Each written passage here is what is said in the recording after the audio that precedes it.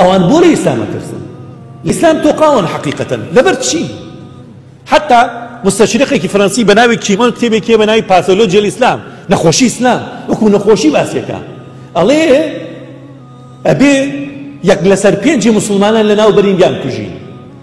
ئەوانی دیکەش بەکاری قرس الأشغال الشاقة بیان سەپێنین بەسەریانە مەشغوڵیان کرد سەرقاڵیان بکەین بەکاری قرس لەبەرەوە پشوو نەدەن ئیستاحەت نەکەن. ئەبێ کەعبە بڕوخێنین اینجا دوای ئەوە ئەبێ گۆڕی محەممەد لە گۆڕ دەربێنین بیخەینە مۆزەخانەی لۆفەر چونکە محەممەد لە قەبرەکەیشە وەکو ستونێکی کارەبایی وایە شێتی بڵاوەکاتەوە بە عەقڵی مسلمانانە. بۆ ترسێ ئەسان بۆ ترسێ؟ چونکە بەڕاستی ئەوروپا و فەرەنسا ئێستا لە گەورەترین کێشە ئەژین. گەورەترین کێشەیان هەیە، گرفتیان هەیە، ئەزمەیان هەیە. لە قەیرانێکی گەورە ئەژین، قەیرانی ڕۆحی.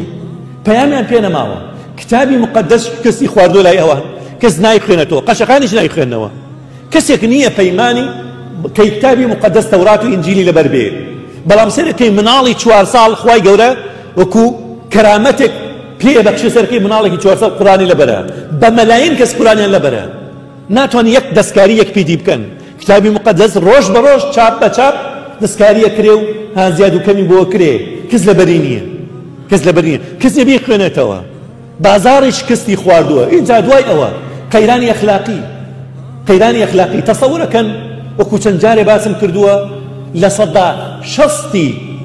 سەدا 60 فەڕەنسیەکان ڕێژەی مناڵبوونیان لە دەرەوەی بازنەی یاسایە. باشە؟ اینجا دوای ئەوە تەسەوورەکەن لە 2013 تا 2018 40,000 کەس زەواجی هەوڕەگەزبازیان کردووە. یعنی پیاوشی کردووە بە پیاو، ژنشوی کردووە بە ژن. 40,000 کەس ئەو جۆرە زەواج ئەنجام با ئیتر مناڵیان نابێ. کە مناڵیان نابێ قەیرانێکی گەورە بۆ ڕێژەیان دروستە بێ. بۆیە بەڵام مسلمان لەوێ ڕۆژ بە ڕۆژ زیادەکە. اینجا پەیامیان پێیە بەڕاستی ئەو قورئانە هیچ شتێک ناتوانێت بەرامبەری بۆسێتەوە. هیچ شتێک ناتوانێت بەرامبەری بۆسێتەوە.